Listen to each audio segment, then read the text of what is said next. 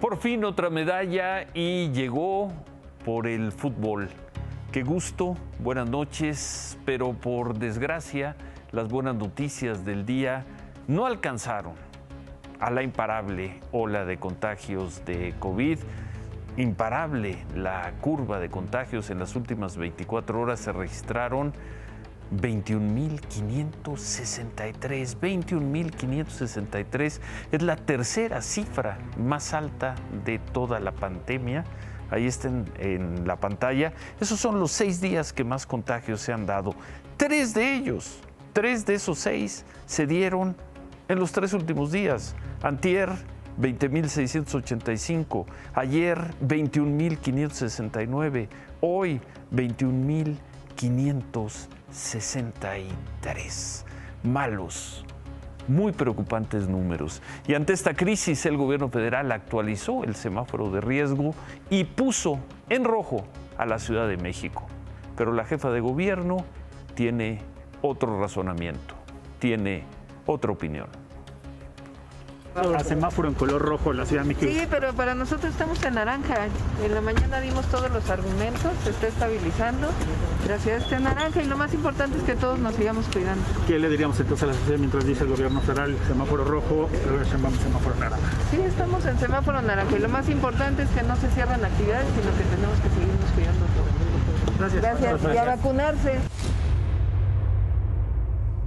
Y sí, las actividades en la Ciudad de México se mantendrán tal como estaban ayer, tal como estuvieron hoy.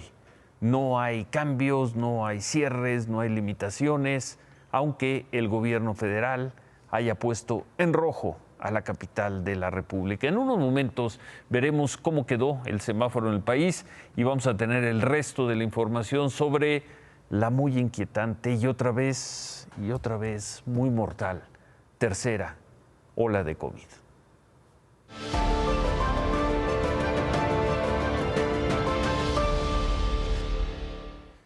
Vamos con la historia del día. Recordarán que en abril el Congreso votó para extender el periodo del ministro Arturo Saldívar como presidente de la Suprema Corte de Justicia.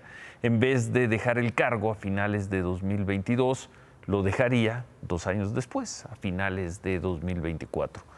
Hubo inconformidad y se abrió una gran polémica a la que hoy, 3 meses después, el ministro Saldívar le puso punto final. Este es un momento de no retorno. O nos vamos de un lado o nos vamos del otro. O nos vamos hacia la democracia o nos vamos al autoritarismo. Como hace 15 semanas lo advirtió el diputado Porfirio Muñoz Ledo, el artículo transitorio que ampliaba por 2 años la gestión del presidente del Poder Judicial no pasó.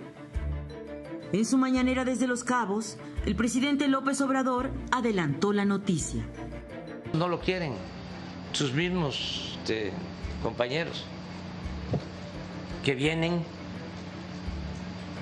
del antiguo régimen. Es lamentable que no quieran al presidente Arturo Saldívar, que quiere llevar a cabo una reforma en el Poder Judicial que urge, porque jueces, magistrados, ministros están echados a perder. El Poder Judicial está podrido. Pero antes de escuchar los votos de sus compañeros sobre la inconstitucionalidad o no de una presidencia ampliada, el ministro Saldívar rechazó esa posibilidad que Morena y sus aliados le otorgaron en el Congreso. No obstante, que me parece plausible la intención de quienes han sostenido que sería una buena idea que continuáramos en la consolidación de esta trascendente reforma, y por supuesto que agradezco al señor presidente de la República sus reiteradas muestras de afecto y de apoyo hacia mi persona. Lo cierto es que yo no estoy aquí por cargos, por puestos ni por privilegios, de tal suerte que quiero informar que concluiré mi mandato como presidente de la Suprema Corte de Justicia de la Nación el 31 de diciembre de 2022. Y en sintonía con el diagnóstico presidencial de que hay quienes se resisten a erradicar la corrupción, el ministro Saldívar dejó su advertencia.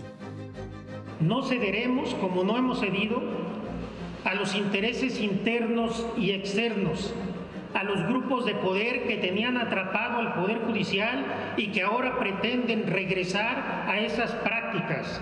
No lo vamos a permitir.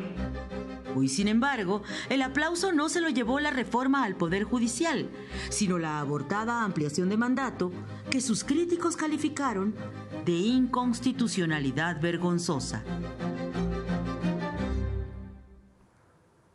Y se acabó el capítulo, esta gran discusión que comenzó en abril. Hoy, con claridad, de manera rotunda, el presidente de la Corte, el ministro Arturo Saldívar, le pone punto final y dice: me voy, dejo de ser presidente de la Suprema Corte de Justicia el último día del próximo año, el 2022, y no el último día del 2024, como marcaba ese controvertido artículo transitorio de la reforma al Poder Judicial.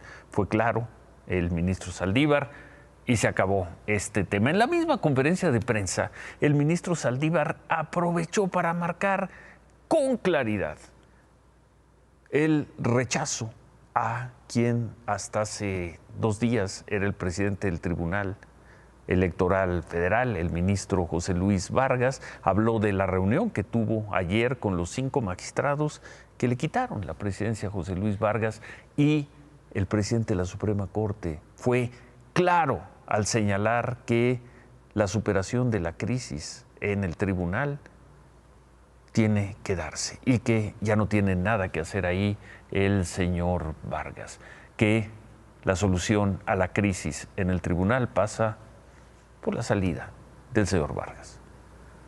No hay condiciones para que él siga en el cargo que él dice que sigue ostentando. Es momento de anteponer cualquier ambición personal al bien del país, al bien de la justicia electoral. Yo noté ese ánimo en la magistrada y magistrados ayer.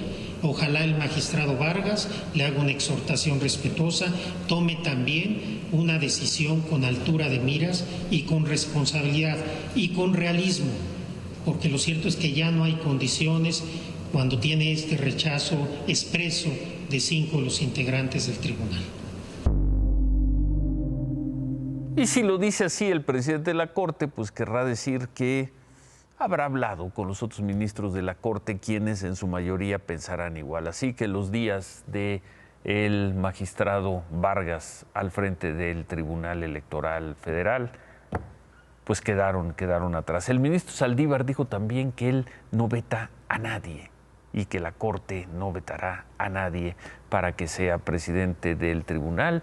Dijo que no hay veto ni censura contra nadie en caso de que los magistrados, la mayoría de magistrados, decidan nombrar a un nuevo presidente más adelante, y no solo al interino que está en este momento, el magistrado Reyes Rodríguez Mondragón. Luego de la conferencia de prensa del ministro, el magistrado Reyes Rodríguez, quien está al frente del tribunal, agradeció las muestras de respeto a la autonomía de la institución que hizo el ministro Saldívar, y en su cuenta de Twitter anunció que había iniciado el proceso de entrega-recepción en la parte administrativa. Bueno, también parece que se acaba la crisis en el Tribunal Electoral. Por su parte, el magistrado Vargas reiteró su petición de audiencia con el ministro Saldívar.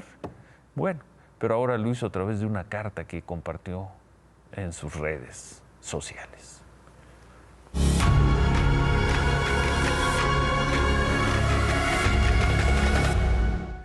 Veíamos al inicio del programa que la Secretaría de Salud del Gobierno Federal difundió la nueva propuesta de semáforo de riesgo para las próximas 2 semanas, un mapa mucho más rojo que el de hace 2 viernes. Ahora son 7 estados los que están en rojo: Nayarit, Guerrero, Jalisco, Colima, Nuevo León, la Ciudad de México y Sinaloa.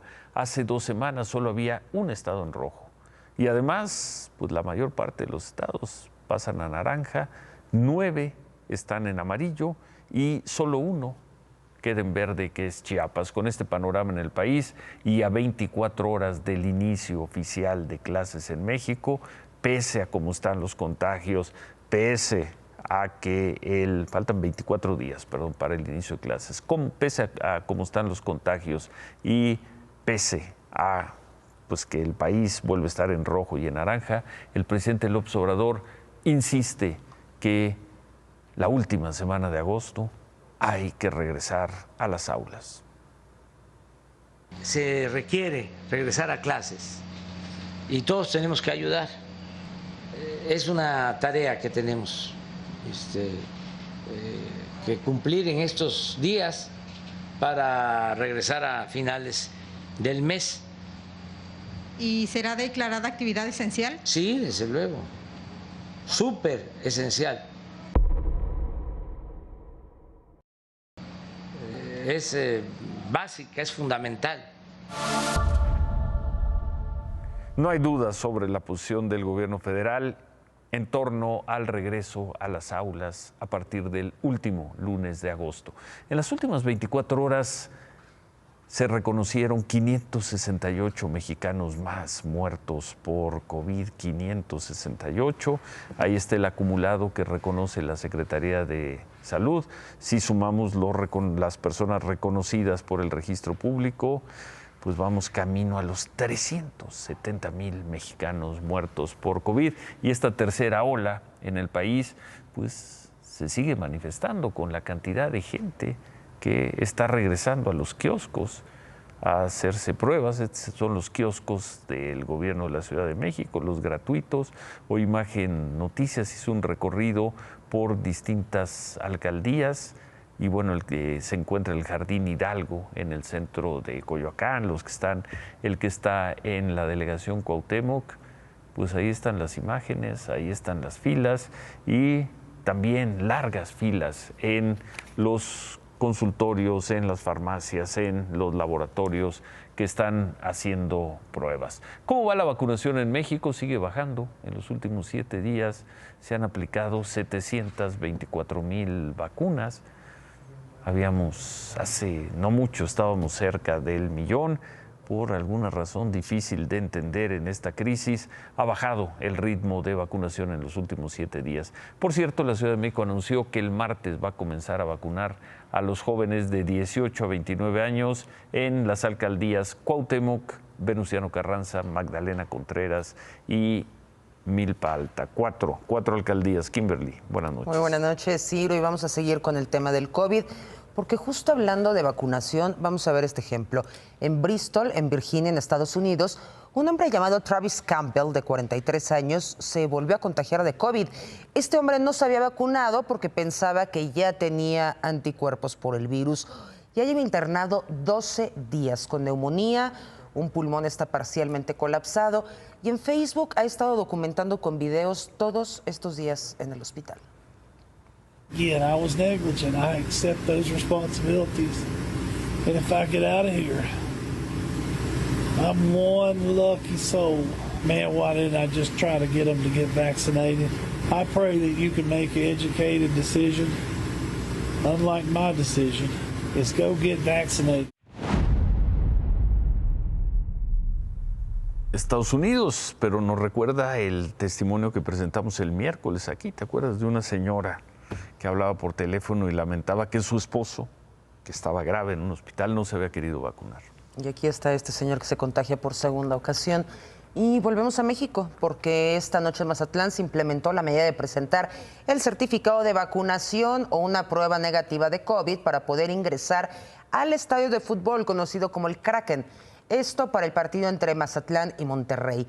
Aunque Sinaloa está en semáforo rojo, el partido se realizó con un aforo del 50%. Esta semana, esta misma medida fue implementada en centros comerciales, en restaurantes, allá en Mazatlán, una medida que parece que los aficionados cumplieron. Pues sí, que está bien porque nos están pidiendo todos los protocolos. No me gusta, pero hay que cumplir, hay que respetar. Yo ya me vacuné. Sí estaba enterado de que estaba que estaban estas medidas de seguridad y tuve que hacerme la prueba COVID. Son necesarias porque como estamos viendo aquí en Mazatlán, pues que tan dura con los contagios. Venimos preparados con nuestro certificado de que no estamos contagiados y todo bien. Eso está bien, pero pues sí se acumula gente aquí, de todas maneras. Ahí está la gente está jalando, la gente está participando, la gente está cooperando y parece que esa va a ser la salida, porque con el número de contagios no se ve una voluntad ni un interés, y puede ser lógico, por parte ni del gobierno federal ni de los gobiernos de los estados, de volver a confinar a la gente, de encerrar a la gente, de cerrar locales comerciales, establecimientos, centros de trabajo. Entonces, será la gente la que con su cooperación, con responsabilidad, permita sortear de la mejor manera posible esta tercera ola. En otras cosas, ayer el Coneval difundió los datos de medición de pobreza en México entre 2018 y 2020. Aquí presentamos la información. Dijimos que no, pese a que se podía explicar por el muy mal año económico el año pasado de la pandemia, eran malos números, sobre todo estos dos datos. El número de personas que viven en pobreza en México ha aumentado. De acuerdo con el Consejo Nacional de Evaluación de la Política de Desarrollo Social, el Coneval, entre 2018 y 2020, el número de personas en pobreza pasó de 51.9 millones a 55.7. También aumentó el número de personas que viven en pobreza extrema. El crecimiento fue de 1.5%, equivalente a más de 2 millones de mexicanos. Aumentó el número de mexicanos en situación de pobreza y aumentó el número de mexicanos en situación de pobreza extrema. Esta mañana el presidente López Obrador dijo que el Coneval no tomó en cuenta que la crisis económica provocada por la pandemia había sido causante en gran medida de esta crisis y que tampoco tomó una serie de indicadores que deberían considerar para futuras mediciones. Dijo esto. No acepto el resultado de esa encuesta. Tengo otros datos. Es medición. Y creo que la gente está recibiendo más apoyo y aún con la pandemia la gente tiene para su consumo básico. Y algo muy importante, no ha perdido la fe y estamos saliendo adelante. En otros temas, esta mañana 3 hombres murieron, una mujer resultó lesionada tras ser atacados por un grupo armado en Fresnillo, Zacatecas. Otra vez Fresnillo. De nueva cuenta, los atacantes esta vez llegaron a la casa de las víctimas, entraron a la fuerza, los sacaron, les dispararon en plena calle. Los paramédicos que llegaron a la zona encontraron que la mujer todavía tenía signos vitales y fue llevada a un hospital. Hay que recordar que de acuerdo con el INEGI, Fresnillo es la ciudad más insegura para vivir, de acuerdo con sus habitantes. Fresnillo, Zacatecas. Y donde sienten que tienen mayor inseguridad. Y el actor Leonardo DiCaprio se expresó en contra del gobierno del presidente López Obrador por el tema de la vaquita marina. En su cuenta de Twitter publicó: la vaquita marina es el mamífero marino más amenazado del mundo. Sin embargo, el gobierno mexicano ha levantado la prohibición de pesca en su hábitat, garantizando que las aproximadamente 10 vaquitas que quedan van a morir en las redes de la pesca. El actor, recordarán que ya había visitado México en 2017, donde con el presidente Peña Nieto firmó un acuerdo para proteger a la vaquita marina. La voz de DiCaprio se está sumando a otras denuncias de ambientalistas, entre ellos el hijo de Jacques Cousteau, por la nueva regulación del gobierno mexicano que elimina la llamada zona cero de tolerancia. ¿Qué contestó el gobierno mexicano? Este tuit de DiCaprio respondió el coordinador de comunicación social del gobierno federal, Jesús Ramírez, aunque no mencionó al actor en ningún momento, pero escribió: la protección a la vaquita marina es prioridad del gobierno de México, se intensificó la vigilancia en el Alto Golfo de California, se ha prohibido la pesca ilegal, las redes conocidas como galleras, se aumentaron las penas también contra la pesca y se apoya a las familias de pescadores. Y ante eso, Leonardo DiCaprio... ¿Qué dijo? Pues creo que ya no dijo nada. Creo que ya no dijo nada. Ya, ¿Observó? Ahí dejó la polémica. Por ahora. Vamos a ver cómo sigue. Bueno.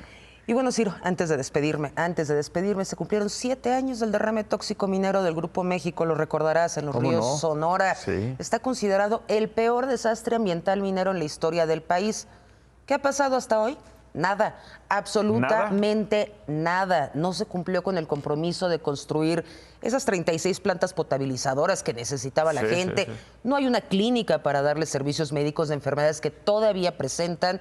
Y las familias de 7 comunidades afectadas siguen comprando garrafones de agua hasta para bañarse. Uy, bueno. Gracias. Gracias, Ciro. Buen fin. Nos vemos el lunes. De semana. Gracias, Kimberly.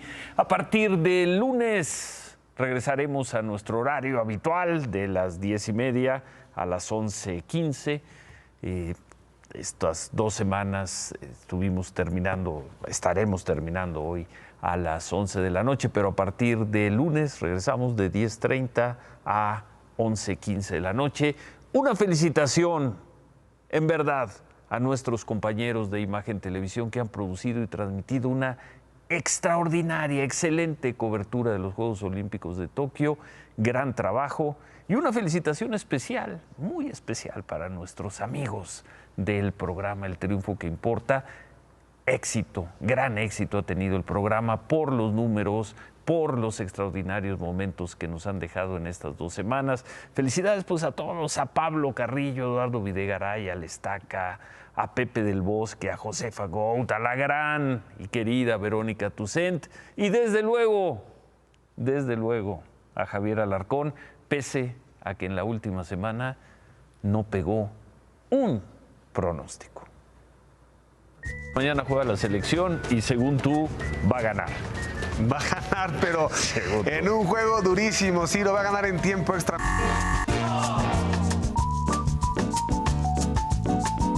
Pronóstico. Brasil es favorito, así. Si lo quieres tuyo. así. Tú, no, pronóstico México, Alarcón. México.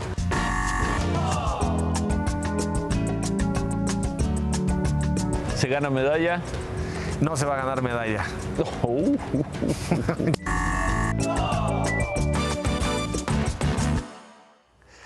¿Qué diría David Páramo y sus pronósticos? ¿Qué diría David de ese strike 1, strike 2, strike 3 de Javier? Fuerte abrazo a David que sigue en recuperación. Fuerte abrazo. Y regresamos con Javier. Nos vamos, Javier. Felicidades por lo que han hecho en las transmisiones de los Juegos Olímpicos, por lo que han hecho y harán hasta el domingo en El Triunfo que Importa. Y nos quedaron los pronósticos. No creíste hoy en la selección, Javier. ¿Cómo estás, Ciro? Después de 76 aciertos consecutivos me tenía que meter en un slump.